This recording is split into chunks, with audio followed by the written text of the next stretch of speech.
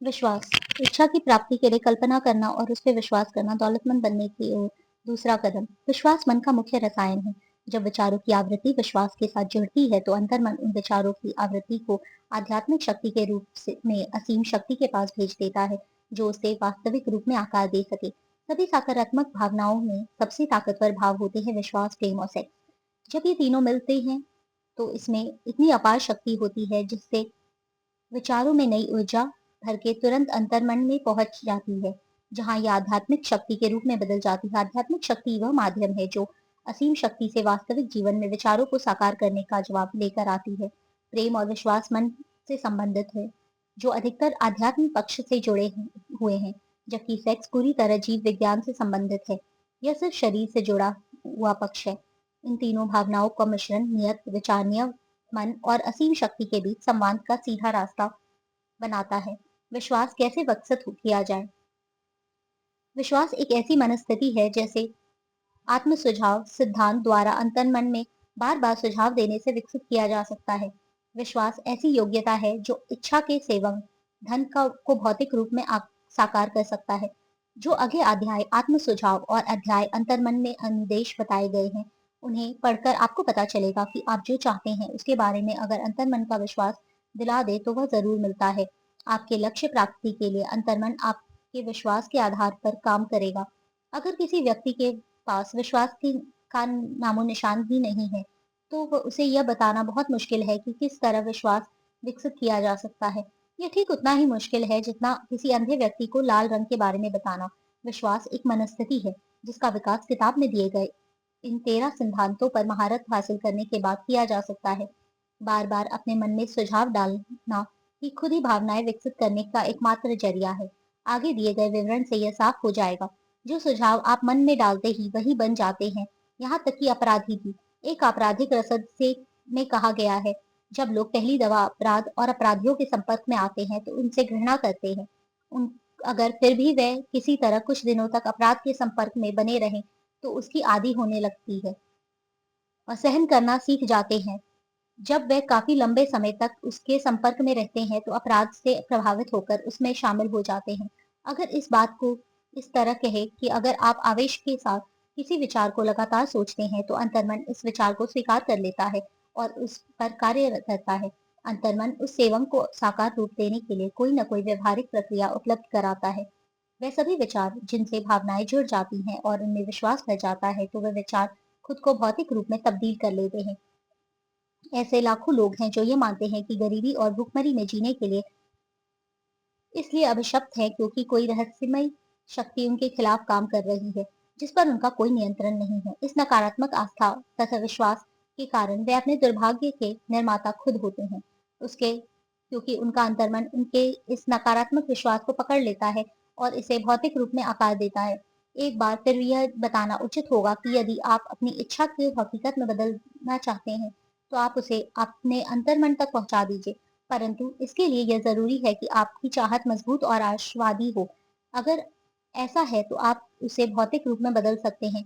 आपका विश्वास ही वह भाव है जो आपके अंतर्मन की क्रिया निर्धारित करता है। आत्म सुझाव के द्वारा अपने अंतर्मन को धोखा देने से आपको कोई नहीं रोक रहा है। जिस तरह से मैंने अपने पुत्र को अंतर्मन का धोखा दिया था, इस धोखे को यथार्थवादी बनाने के लिए इस तरह व्यवहार करें जैसे आपके पास पहले से ही वह भौतिक वस्तु मौजूद है जिसकी आप इच्छा कर रहे हैं। यह भाव उसमें उस समय होना चाहिए जब आप अपने अंतर्मन को आदेश दे रहे हैं। अंतर्मन विश्वास और आस्था की स्थिति में दिए गए हैं। किसी भी आदेश को जिसके बारे में आपको विश्वास हो कि वह हकीकत में बदल सकता है, सबके सीधे और व्यवहारिक तरीके से भौतिक रूप में बदल देगा। निश्चित रूप से इतना कहा जा चुका है कि वह शुरुआती पॉइंट पर सके जहां से प्रयोग और अभ्यास के द्वारा आप अपने अंतर्मन को दिए जाने वाले किसी भी आदेश को आस्था से सरोवर करने की योग्यता हासिल कर सके। पूर्णता अभ्यास से ही आएगी। यह केवल निर्देशों को पढ़ने से नहीं आ सकती। आपके लिए यह अनिवार्य है कि आप सकारात्मक भावनाओं को अपने मन की प्रबल शक्तियों के रूप में प्रोत्साहन करें और नकारात्मक भावनाओं को प्रोत्साहित करके अपने मन से निकाल दें। जिस मन में सकारात्मक भावनाओं की प्रबलता होती है, वह उस मन अवस्था का प्रिय निवास बन जाता है। वह मन इच्छा के अनुरूप अंतर्मन को निर्देश देता है, जिसे वह स्वीकार करता है परंतु पर तुरंत कार्य करता है। काफी लंबे समय से धर्मावलंबी संघर्षरत मानवता को यही संदेश देते रहे हैं। उन्हें इस धार्मिक सिद्धांत में विश्वास करना चाहिए, परंतु वे लोगों को यह बताने में असफल रहे हैं कि विश्वास को किस तरह से पैदा किया जाए। उन्होंने यह नहीं बताया कि विश्वास एक मानसिक अवस्था है और उसमें आत्म सुझाव द्वारा विकसित किया जा सकता है। एक ऐसी भाषा जिसे एक आम आदमी समझ सके, हम वह सिद्धांत बताएंगे जिसके द्वारा विश्वास वहां पर विकसित किया जा सकता है जहां पर नामो निशान नहीं है। अपने आप पर विश्वास रखें और परम पिता पर विश्वास रखें। इससे पहले कि हम शुरू करें, आपको एक बार यह याद दिलाना जरूरी है। विश्वास ही वह शक्ति है जो विचार के आवेग को जीवन शक्ति और क्रियाशीलता प्रदान करता है। पिछले वाक्य दोबारा पढ़ने लायक हैं और तीसरी बार, यहाँ तक कि कई बार भी पढ़ सकते हैं। जोर से पढ़ें तो बेहतर होगा। विश्वास धन कमाने की शुरुआती बिंदु है। विश्वास उन सभी चमत्कारों और सभी रहस्यों का आधार है जिन्होंने विज्ञान के नियमों के आधार पर स्पष्ट किया जा सकता है। विश्वास कामयाबी का इकलौता इलाज है। विश्वास वह रसायन है जिसे जब प्रार्थना के साथ मिलाया जाए तो इंसान असीम शक्ति के सीधा संवाद करता है। विश्वास वह रसायन है जो इंसान के सीमाबद्ध मन द्वारा निर्मित विचारों के आम कंपनों को आध्यात्मिक समतुल्य में रूपांतरित करता है। विश्वास इकलौता माध्यम है जिसके द्वारा इंसान असीम शक्ति को की वैश्विक शक्ति को दोहन और प्रयोग कर सकता है। प्रमाण आसान है और आसानी से दिया जा सकता है। यह आत्म सुझाव के सिद्धांत में लिप्त हुआ है।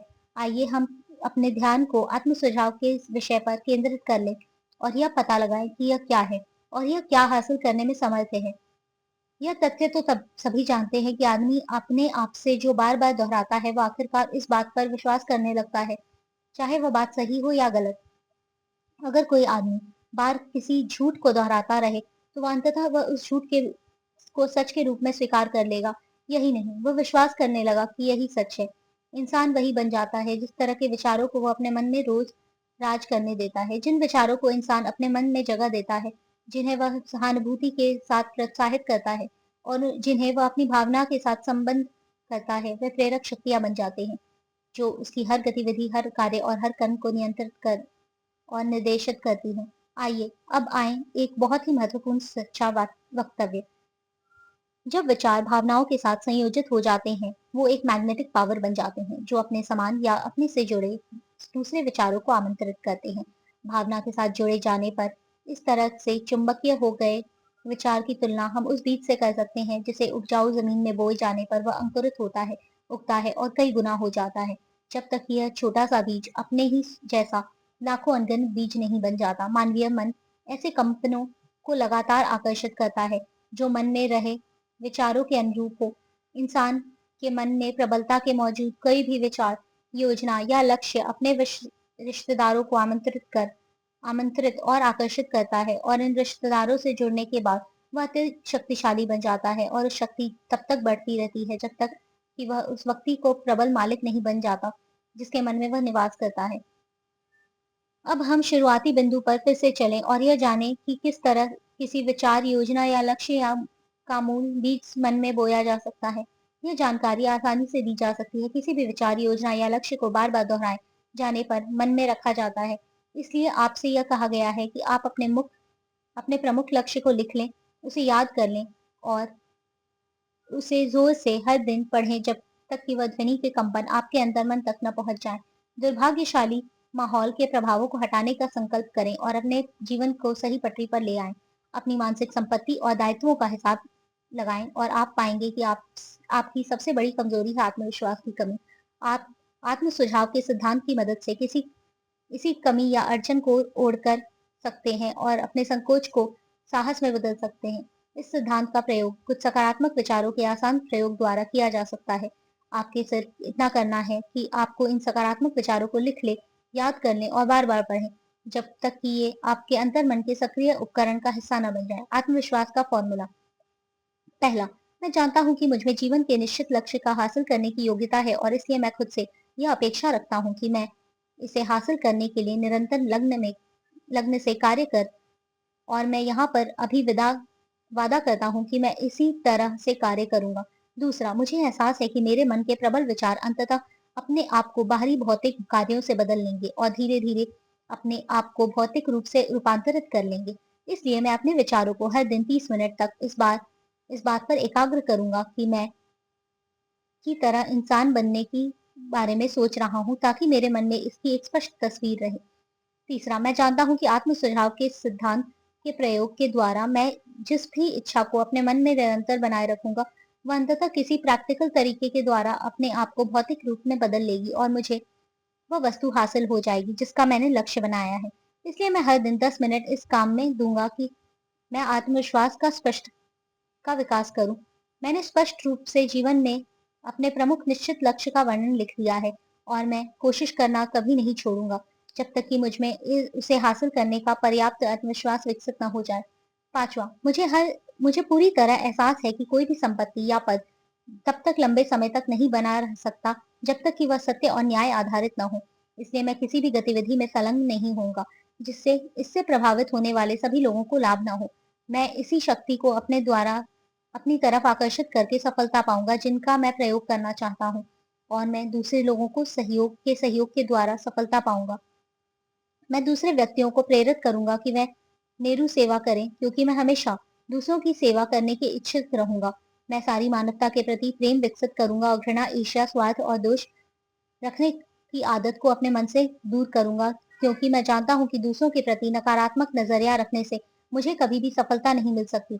मैं ऐसे काम करूंगा जिससे दूसरों को मुझ पर विश्वास ही क्योंकि उनमें और अपने आप में विश्वास रखूंगा। मैं इस फॉर्मूले पर अपना हस्ताक्षर करूंगा और उसे याद कर लूंगा और हर दिन रोज उसे पढ़ूंगा। इसे करते समय मुझे पूरा विश्वास होगा कि यह मेरे विचारों और कार्यों को धीरे धीरे प्रभावित करेगा ताकि मैं एक स्वावलंबी और सफल व्यक्ति बन सकूं। इस फॉर्मूले के पीछे प्रकृति का एक नियम है जिसे अब तक कोई आदमी स्पष्ट नहीं कर पाया है। इस नियम को आप किस नाम से पुकारते हैं वह महत्वपूर्ण नहीं है। इसके बारे में महत्वपूर्ण तथ्य यह है कि यह मानव जाति की सफलता और प्रसिद्धि के लिए काम करता है बशर्ते इसका रचनात्मक प्रयोग किया जाए। दूसरी ओर अगर इसका विध्वंसात्मक प्रयोग किया जाए तो यह उतनी ही तत्परता से नष्ट भी हो सकता है। इस वक्तव्य में एक बहुत महत्वपूर्ण सच्चाई छुपी है, यानी जो हार जाते हैं और गरीबी, दुख और कष्ट में अपने जीवन गुजारते रहते हैं, वे ऐसा इसलिए करते हैं क्योंकि उन्हें आत्म सुझाव के सिद्धांत को नकारात्मक प्रयोग किया है। इसका कारण यह तथ्य है कि विचार के सभी संवंगों को यह प्रवृत्ति होती है कि आप आपको अपने भौतिक रूप में रूपांतरित कर लेते हैं। अंतर्मन को इस बात से कोई फर्क नहीं पड़ता कि विचार रचनात्मक है या विध्वंसात्मक। यह उस सामग्री पर काम करता है जो हम अपने विचार सेवंगों के द्वारा उसे प्रदान करते हैं। अंतर्मन द्वार अंतर्मन डर डर के द्वारा आवश्यक विचार को भी उतनी ही तेजी से हकीकत बदल देगा जितनी तेजी से वह साहस और विश्वास के द्वारा प्रेरित विचार को हकीकत में बदलेगा। बिजली की का यदि रचनात्मक प्रयोग किया जाए तो वह उद्योग के पहियों को आगे बढ़ाती है और मानव जाति की सेवा करती है, परंतु नकारात्मक प्रयोग किए जाने पर यह भी जान ले सकती है। उसी तरह आत्म सुझाव का नियम आपके सुख शांति और समृद्धि दे सकता है या फिर आपको दुख, असफलता और मृत्यु की घाटी में फेंक सकता है, जो इस बात पर निर्भर करता है कि आप किस हद के तक समझते हैं ये या लागू करते हैं। अगर आप अपने मन में डर, शंका और अविश्वास भर लेते हैं, अगर आप यह मानते हैं कि आप में असीम शक्तियों के साथ जुड़ने और उनके प्रयोग करने का सामर्थ्य है, तो आत्म सुझाव का नियम इस विश्वास के भाव को बदल लेगा और इसे उस सांचे में ढाल लेगा जिसके द्वारा आपका अंतर्मन इसे इसके भौतिक रूप में बदल लेगा। उस हवा की तरह जो एक जहाज को पूर्व दिशा में ले जाती है और दूसरे को पश्चिम दिशा में। आत्म सुझाव का नियम आपको ऊपर उठा सकता है या नीचे गिरा सकता है, जो इस बात पर निर्भर करता है कि आपने अपने विचार की पाल को किस तरह से बांधा है। आत्म सुझाव के नियम के द्वारा कोई भी व्यक्ति उपलब्धि की कल्पनातीत ऊंचाइयों को छू सकता है और यह इस कविता में बहुत अच्छी तरह से अभिव्यक्त होता है। अगर आप सोचते हैं कि आप हार गए हैं तो आप हार गए हैं। अगर आप सोचते हैं कि आप में हिम्मत नहीं है तो आप में नहीं है। अगर आप जीतना चाहते हैं लेकिन सोचते हैं कि आप जीत नहीं सकते, तो यह लगभग तय है कि आप नहीं जीत पाएंगे। अगर आप सोचते हैं कि आप हारेंगे तो आप हार चुके हैं, क्योंकि दुनिया में हमने यह पाया है, सफलता किसी व्यक्ति की इच्छा से शुरू होती है। यह पूरी तरह से मानसिक स्थिति पर निर्भर है। अगर आप सोचते हैं कि आप पिछड़ गए हैं तो सचमुच ऐसा ही है। आपको ऊपर उठने के बारे में सोचना होगा, आपको अपने आप पर विश्वास करना होगा और तभी आप जिंदगी में कुछ कर सकते हैं। जीवन के युद्ध में हमेशा वही नहीं जीतता जो सबसे ताकतवर या तेज होता है, बल्कि तुरंत या देरी से जीतता वही है जो सोचता है कि वह जीत सकता है। उन शब्दों पर ध्यान दीजिए जिन पर जोर दिया गया है। आप उस गहन अर्थ का समझ लेंगे जो कवि के मन में था। आपके मन में कहीं न कहीं उपलब्धि का बीज सोया हुआ है, जिसे अगर जगा दिया जाए और काम में जुटा दिया जाए, तो वह आपको उन ऊँचाइयों पर ले जाएगा जिन्हें हासिल करने के बाद अपने सपने भी नहीं सोची होगी। जिस तरह महान संगीतकार वायलिन के तारों को से संगीत की सुंदर लहरियाँ छेड़ सकता है, उसी तरह आप भी अपनी प्रतिभा को जगा सकते हैं, जो आपके मन में कहीं दबी पड़ी है। इसके माध्यम से आप आपको ऊपर की तरफ ले जा सकते हैं और जिस लक्ष्य को प्राप्त करना चाहते हैं, उस लक्ष्य को प्राप्त कर सकते हैं। 40 साल की उम्र तक इब्राहिम लिंकन ने जिस काम में हाथ डाला, वह उसमें असफल रहे। वह किसी गुमनाम जगह से आए हुए गुमनाम आदमी थे, जब तक कि उनके जीवन में एक महान अनुभव नहीं आया और उस अनुभव के उनके दिलो-दिमाग में सोई हुई उनकी प्रतिभा को नहीं जगाया, तब जाकर वह दुनिया का सचमुच महान लोगों में एक बन सके। यह अनुभव दुःख और प्रेम के भावों से जुड़ा हुआ था। यह अनुभव एन रूटलेस के माध्यम से आया, जो इकलौती महिला थी जिससे लिंकन ने प्रेम किया। यह एक सुपरिचित तथ्य है कि प्रेम के भाव विश्वास को मानसिक अवस्था से बहुत करीबी रूप से जुड़ा हुआ है। इसके कारण यह है कि प्रेम हमारे विचार सेवंगों को उनके आध्यात्मिक रूप में बदलने को के सबसे करीब होता है। अपने शोध के दौरान लेखक ने पाया कि सैकड़ों सफल लोगों की जीवनियां और उपलब्धियों के विश्लेषण से यह पता चला कि उनमें से लगभग सभी की सफलता के पीछे किसी न किसी महिला के पराम का प्रभाव स्पष्ट रूप से था। अगर आप विश्वास की शक्ति का प्रमाण चाहते हैं, तो आप उन पुरुषों और महिलाओं की उपलब्धियों का अध्ययन कीजिए, जिन्होंने उनका प्रयोग किया है। सूची में सबसे ऊपर नाजारिन का नाम आता है। ईसाई धर्म का आधार है आस्था। चाहे कितनी ही लोगों ने उस महान शक्ति के अर्थ को गलत ढंग से विश्लेषित किया हो और ताड़ा मरोड़ा हो, ईसा मसीह की शिक्षा और उपलब्धियों का सार, जिसे चमत्कार के रूप में विश्लेषित किया जा सकता है, विश्वास या आस्था ही है। अगर चमत्कार जैसी कोई चीज होती, तो वह केवल उस मानसिक अवस्था के द्वारा हो सकती है जिस विश्वास कहा जा सकता है। आइए अब हम उस आदमी के जीवन में विश्वास की शक्ति देखें, जिसे पूरी मानव सभ्यता बहुत अच्छी तरह से जानती है। उस आदमी का नाम है महात्मा गांधी। इस आदमी में विश्वास की संभावनाओं का सबसे चमत्कारी उदाहरण देखने को मिलेगा। अपने समय में गांधी जी के पास जितनी शक्ति थी, उतनी किसी भी जीवित व्यक्ति के पास नहीं थी, और इसके बावजूद उनके पास शक्ति के कोई पारंपरिक औजार नहीं थे, जैसे कि धन, युद्ध के जहाज, सिपाही या हथियार। गांधी जी के पास पैसा नहीं था, घर नहीं था, उनके पास एक सूट भी नहीं था, परंतु उनके पास शक्ति थी। उनके पास यह शक्ति कहाँ से आई? उन्होंने इसे विश्वास के सिद्धांत की समझ के द्वारा विकसित किया, और उनमें यह योग्यता थी कि मैं वह अपनी आस्था को 20 करोड़ लोगों के दिमाग में बो सके। गांधी जी ने 20 करोड़ मन को एक दिमाग की तरह एक साथ जुड़ने और एक साथ चलने के लिए प्रेरित किया, जो एक महान कार्य था।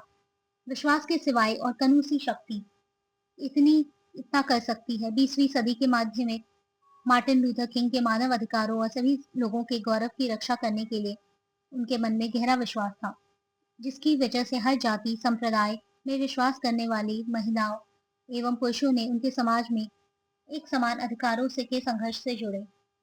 उनका सपना था कि किसी को उसके रंग से नहीं बल्कि उसके चरित्र से पहचाना जाए। उनका यह अपना सपना पूरी तरह से तो पूरा नहीं हो सका, परंतु उनके कार्य और मृत्यु से संपूर्ण दुनिया में एक नवचेतना की तरह कार्य किया और लोगों को लगातार उससे जूझने का प्रेरित कर रहा है। बिजनेस और उद्योग चलने में विश्वास और सहयोग की जरूरत होती है। ऐसे में यह रोचक भी है और लाभदायक भी कि हम एक घटना का विश्लेषण करें, जो हमें बहुत अच्छे ढंग से यह वह से यह तरीका समझाती है जिसके द्वारा उद्योगपतियों और बिजनेसमैनों ने बहुत बड़ी दौलत कमाई तथा उन्होंने लेने से पहले देने के तरीके से ऐसा कर दिखाया। यह घटना 1900 की है, जब यूनाइटेड स्टेट्स स्टील कॉरपोरेशन बन रहा था। जब आप कहानी पढ़ें तो इन मूलभूत तथ्यों को अपने दिमाग में रखें और आप समझ पाएंगे कि किस तरह विचार बड़े खजानों में बदलते हैं। अगर आप उन लोगों में से हैं जो अक्सर आश्चर्य करते हैं कि किस तरह ढेर सारी दौलत कमाई जाती है, तो यूनाइटेड स्टेट्स स्टील कॉरपोरेशन के निर्माण की यह कहानी आपको काफी कुछ सिखा देगी। अगर आपको इस बारे में जरा सी भी शंका हो कि इंसान विचारों के माध्यम से यह सोचकर अमीर बन सकता है, तो यह कहानी आपके मन में शंका को भगा देगी, क्योंकि आप यूनाइटेड स्टेट्स स्टील की कहानी में इस पुस्तक में बताए गए सिद्धांतों का प्रयोग पाएंगे। उस $1 बिलियन के भाषण के काफी दिन बाद 12 दिसंबर 1900 की शाम को देश के लगभग 80 अमीर दिग्गज फिफ्थ एवेन्यू के यूनिवर्सिटी क्लब के समारोह हॉल में इकट्ठा हुए।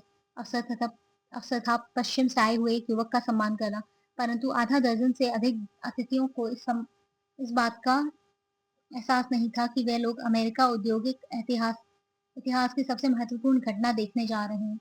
जे एडवर्ड सिमंस और चार्ल्स स्टीवर्ट स्मिथ के हृदय कृतज्ञता से भरे थे, क्योंकि जब वे हाल ही में पीटर्सबर्ग गए तो चार्ल्स एम श्वाब ने उदारतापूर्वक मेहमान नवाजी की थी और उनका अद्भुत अतिथि सत्कार किया था।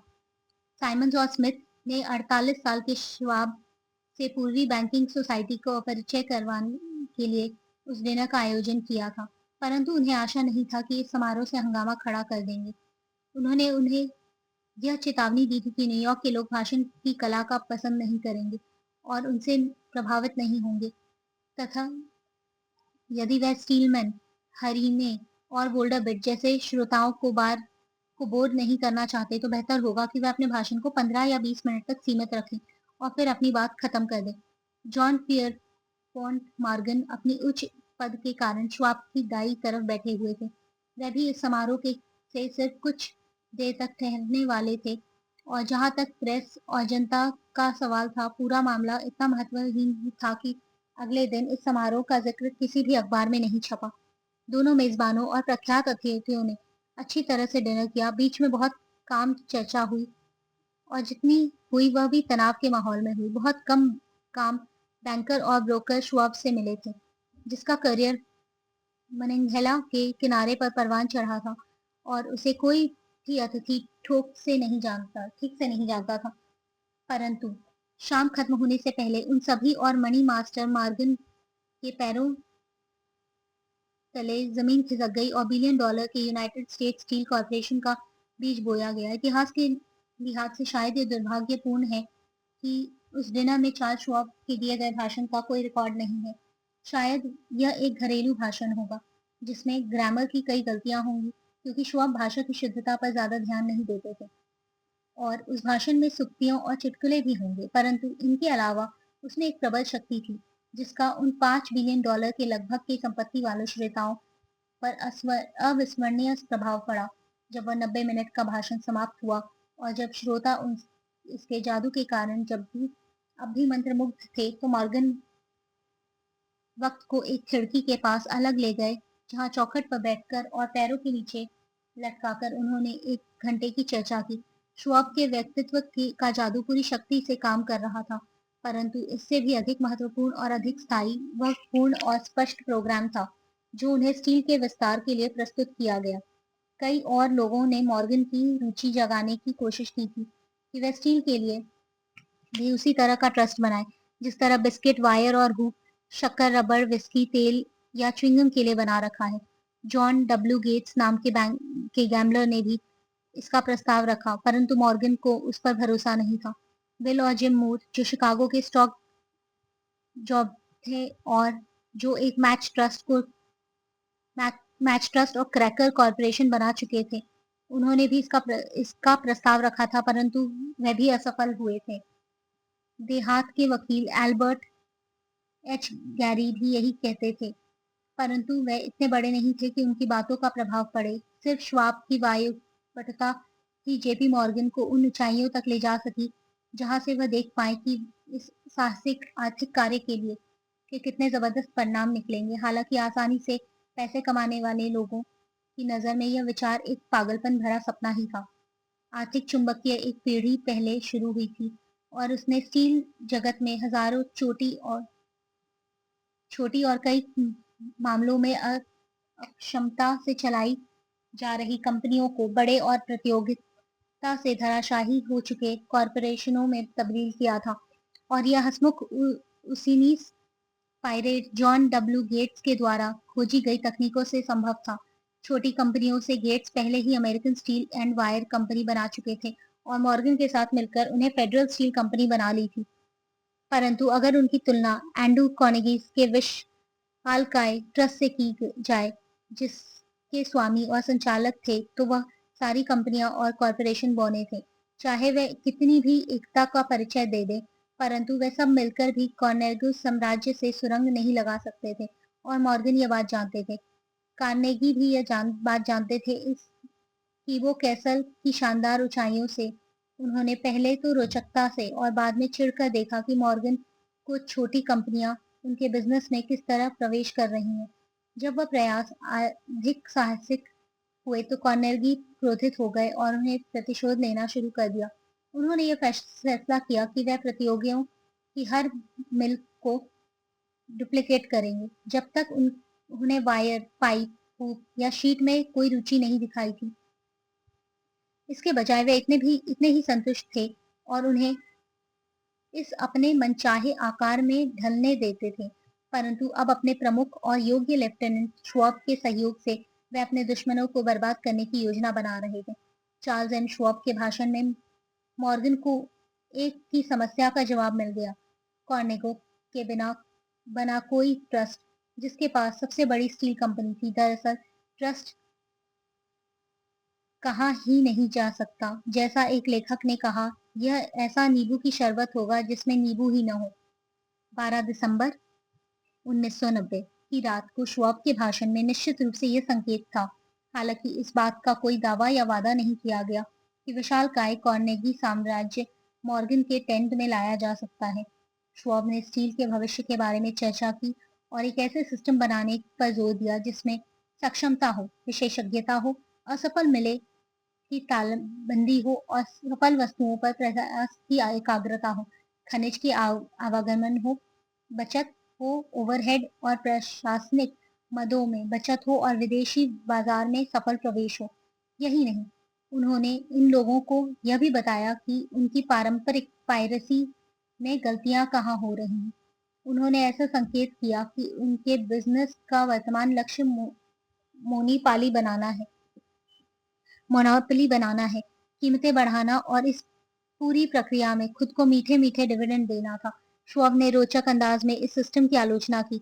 उन्होंने अपने श्रोताओं को यह बताया कि इस तरह की नीति में दूरदर्शिता नहीं है और इसका कारण यह है कि यह बाजार को एक ऐसे युग में संकुचित कर रही है जिसमें हर तरफ विस्तार का बोलबाला था। उन्होंने यह दावा किया कि स्टील की कीमत काम करने से बाजार का विस्तार होगा, स्टील के अधिक उपयोग खोजे जाएंगे और विश्व के व्यापार का एक बड़ा हिस्सा उनकी झोली में आ जाएगा। दरअसल, हालांकि श्वाब को यह पता नहीं था, परंतु श्वाब आधुनिक मास प्रोडक्शन के मसीहा थे। यूनिवर्सिटी क्लब का डिनर समाप्त हुआ, मॉर्गन अपने घर लौट गए और श्वाब की सुनहरी भविष्यवाणी के बारे में सोचते रहे।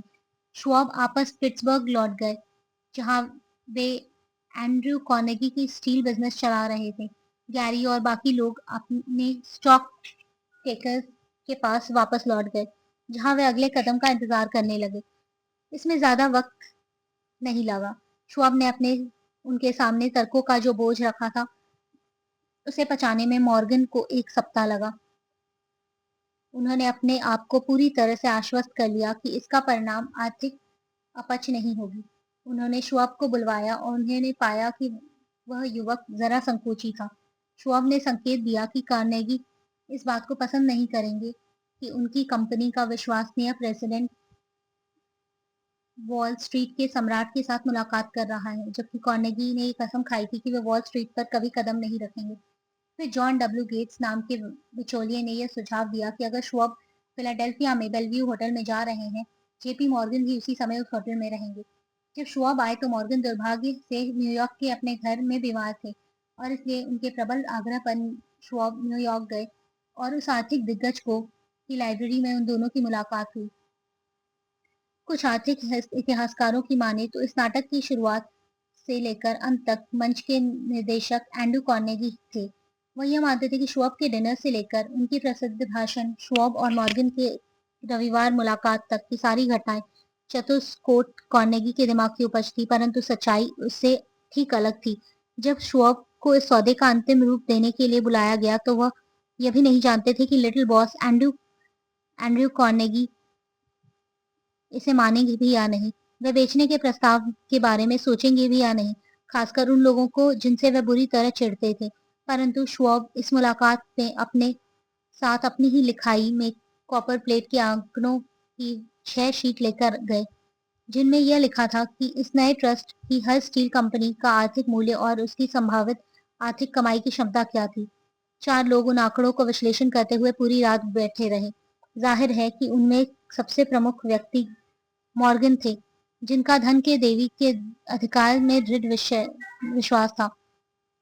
उनके साथ उनका अभिजात्य पार्टनर रॉबर्ट बेकन था, जो एक विद्वान और संस्कृत व्यक्ति था। तीसरा था जॉन डब्ल्यू गेट्स, जिसे मॉर्गन एक गैम्बलर होने के कारण छोटा समझते थे और उसे एक औजार की तरह इस्तेमाल करते थे। चौथे खुद श्वाब थे, जो स्टील बनाने और बेचने की प्रक्रिया के बारे में उस समय जीवित किसी भी समूह से अधिक जानते थे। पूरी चर्चा में पिट्सबर्ग के इस आदमी के आंकड़ों के बारे में कोई सवाल नहीं किया गया। अगर उन्होंने कह दिया कि किसी कंपनी का मूल्य इतना था तो इस कंपनी का मूल्य उतना ही था, न उससे अधिक न उससे कम। उन्होंने इस बात पर जोर दिया कि इस ट्रस्ट में केवल वही कंपनियां रहें जिनका नाम उन्होंने लिखा था। उन्होंने एक ऐसे कॉरपोरेशन की रचना की थी जिसमें कोई डुप्लीकेशन नहीं होगा और उन मित्रों के लालच की संतुष्टि भी नहीं होगी जो अपनी कंपनियों को बोझ को मॉर्गन के विशाल कंधों पर उतारना चाहते होंगे। जब सुबह हुई तो मॉर्गन उठे और उन्होंने अपनी कमर सीधी की। केवल एक ही सवाल रह गया था, क्या आपको लगता है कि आप एंड्रयू कार्नेगी को बेचने के लिए राजी कर सकते हैं? उन्होंने पूछा। श्वाब ने उत्तर दिया, मैं कोशिश करूंगा। अगर आप उन्हें बेचने के लिए राजी कर लें तो मैं खरीद लूंगा। मॉर्गन ने जवाब दिया। श्वाब ने उत्तर दिया, मैं कोशिश करूंगा। अगर आप उन्हें बेचने के लिए राजी कर लें तो मैं खरीद लूंगा। मॉर्गन ने जवाब दिया। यहाँ तक सब कुछ ठीक था, परंतु क्या कार्नेगी बेचेंगे? और अगर बेचेंगे तो वह बदले में कितनी रकम मांगेंगे? श्वाब का अनुमान था लगभग 3 करोड़ 20 लाख डॉलर, और वह यही रकम किस रूप में चाहेंगे, कॉमन या प्रेफर्ड स्टॉक के रूप में, बॉन्ड के रूप में, नकद? कोई भी $1 बिलियन का प्रतिशत नकद में कहा नहीं दे सकता था। जनवरी में वेस्टचेस्टर में सेंट एंड्रयूज लिंक्स में एक गोल्फ गेम चल रहा था और एंड्रयू ठंड से बचने के लिए स्वेटर पहने हुए थे और चार्ली लगातार बोल रहे थे ताकि कार्नेगी का हौसला बुलंद रहे ताकि बिजनेस के बारे में एक शब्द भी नहीं बोला गया जब तक कि वे दोनों कार्नेगी कॉटेज के रामदेही गर्मी में नहीं बैठ गए। फिर इसी बात की पटुता के साथ जिससे उन्होंने यूनिवर्सिटी क्लब के 80 करोड़पतियों को मंत्रमुग्ध किया था, श्वाब ने आराम से रिटायर होने के सुनहरे सपने बताए और बूढ़े आदमी के सामाजिक इच्छाओं को संतुष्ट करने के करीबों करोड़ों अरब को जिक्र किया। कार्नेगी ने जवाब में कागज के एक टुकड़े पर एक रकम लिखकर श्वाब को थमा दी और कहा, ठीक है, हम इतने में बेच देंगे। आंकड़ा लगभग